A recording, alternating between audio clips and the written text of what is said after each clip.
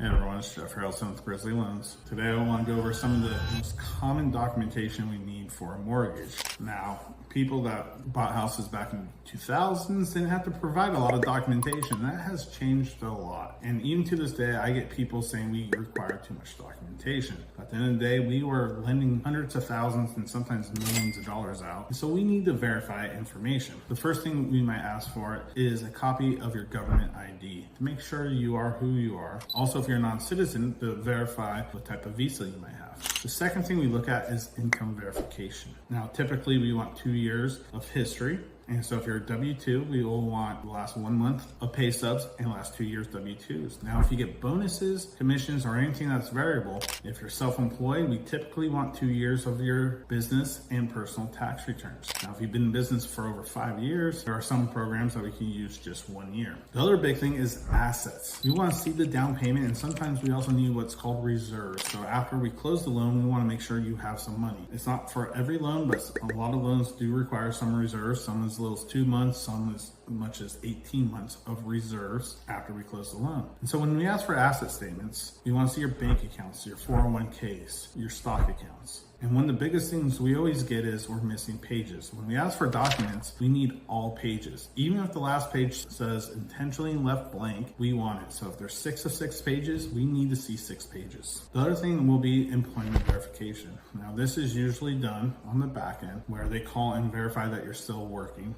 at your place of employment. This is typically done at the end of the transaction to make sure nothing has changed since you gave us the pay stubs. Just make sure you are still employed. Another piece that we'll gather is the credit information. Now we will gather this ourselves, obviously with your permission, is we'll pull your credit and get all the credit information from the credit bureaus. Sometimes we might need some explanation for derogatory credit. If you have missed payments, foreclosures, bankruptcies, things like that, we will ask for more information for you to write a letter. Another piece of information we'll want is property information. If you already own a house, we'll want information on that house and what your plans are to do with it. Typically, you want to see the mortgage statement, the homeowner's insurance deck page, and the taxes for it so we can calculate the correct debt to income. Some of the additional information we might ask for during the process is that if you're getting a gift, we might need a gift letter if you're using that for any part of your down payment. If you are divorced, we might ask for a divorce decree or a letter from your spouse saying these are the terms that they agreed to. There are a number of other documents we might ask for during it, especially after the underwriter takes a look at everything. It might sound like a lot, but at the same time, this is one of the largest financial decisions you're making in your life. Most of this information can be gathered within 20 minutes or less. So make it easy on your loan officer. Instead of pushing back, if they're asking for something, it's usually for a reason. If it does seem completely out of line, feel free to ask